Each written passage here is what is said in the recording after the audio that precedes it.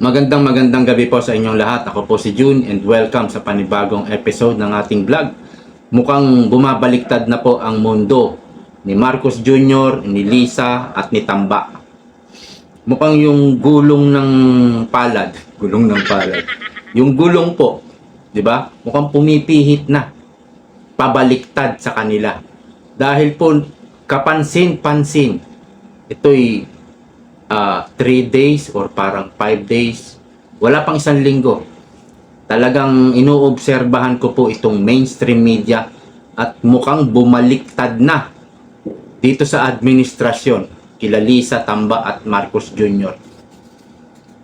Ang nakikita ko po dito, mukhang patas na yung kanilang pagbabalita. Mukhang hindi na sila bias. Ha? Siguro ito'y nagsimula noong nagwala si BP Sara. Pero bago pa yun nakikita ko po yung pagbabalita nila sa mga Duterte, kay BP Sara at kay dating Pangulong Duterte. Parehas na po. Buo na yung anggulo ng pagbabalita sa mga Duterte. At siyempre, hindi mawawala yung pagbabalita sa Malacanang at sa administrasyon. Buo palagi yan.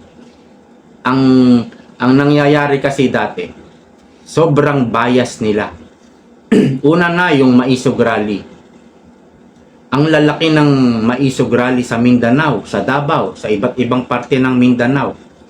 Pero walang mainstream media na nag-cover maliban sa SMNI at yung mga vlogger, hindi ba? Alam nyo yan, siguro pwede nyong balikan. Hindi kino-cover. Ngayon po, nakita ko sa ABS-CBN, TV5, GMA, yung rally sa EDSA Shrine at rally sa Veterans Memorial Hospital. Kino-cover na po ng media. Andun napanood ko yung cover ng TV5 at GMA yata yun, o ABS-CBN. Tapos, nakaraan, kahapon yata yon, nakita ko, ini-interview na nila si Malu Tikia ng 1PH. Kung hindi ako nagkakamali, sister company yata yan ng TV5. Dati puro anti-Duterte lang ini-interview nila. No? Alam ko TV5 kasi nandun si Tiglaw. Yung anti-Duterte. 'Di ba? Kilala niyo si Tiglaw. Oh. Nandun si Tiglaw, edi TV5 yan. At nagpauna na rin siyempre si Ted Filon. Ilang buwan na siyang parehas kung magbalita, magkomento. Andyan yung Net25, mga ilang buwan na rin parehas na nagbabalita at minsan kumikiling pa sa Duterte dahil nandyan si Marcoleta. So yan po ang napapansin natin. Ano ibig sabihin nito? Ibig ba sabihin nito ang mainstream media ay hindi na hawak ni Tamba, ni Lisa at ni Marcos Jr.? Malamang mukhang dumidistansya na yung mga oligarko dito sa administrasyon. Bakit? Dito bang taon na 2024 hindi maganda ang ekonomiya, kung kaya't hindi maganda ang inyong kinita? Kasi bagsak po ang mga mamimili matamlay. Ramdam po namin yan, mga maliliit na nagninegosyo. Naramdaman po namin na ngayong 2024, mahina po ang sales. At kung mapapansin nyo, parang wala nang nagre-reklamo sa mainstream media ngayon. Kasi nakikita na natin talaga yung buong balita. Hindi lang yung pabor talaga sa administrasyon, pabor sa Malacanang. Nakikita na rin natin yung buong picture ng pagbabalita kay BP Sara at kay dating Pangulong Duterte. Nai-interview na rin po si Attorney Vic Rodriguez ng mga ng mga kinikilala nating dating mga anti-Duterte na mainstream media. Ini-interview na po si dating ES Vic Rodriguez.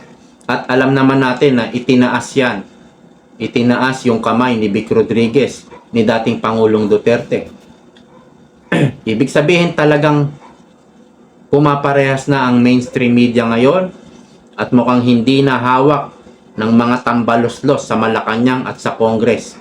Ganun pa man, hindi naman sila kumikiling na lamang sa mga Duterte, no? Ang sinasabi ko, pumaparehas na po sila ngayon.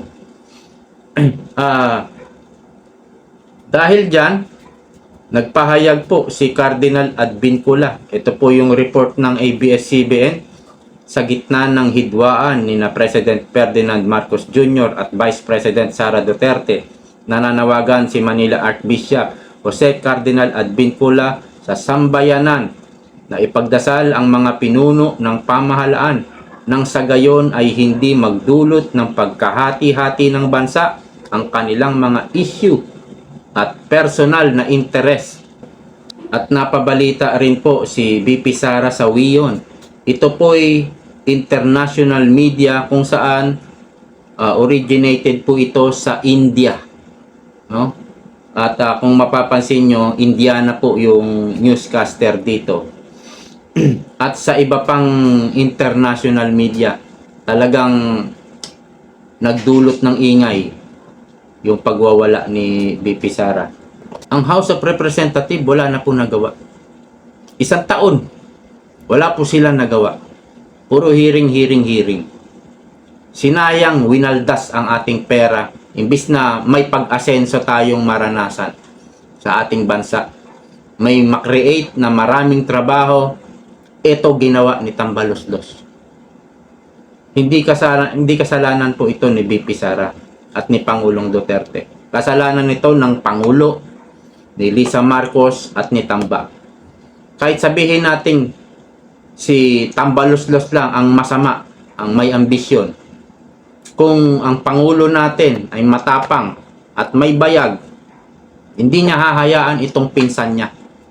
Kung ang Pangulo natin gustong paunlarin ang ating bansa, hindi niya hahayaan yung pinsan niya. Kung ang Pangulo natin na si Bongbong Marcos ay may malasakit, may tunay na pagmamahal sa ating bansa, hindi niya ito hahayaan. Kanya nga lang talagang duwag, mahina ang ating presidente. Na ultimo asawa niya, nagre-wrestling sila, pinapalagan siya. Isang mahinang presidente. No?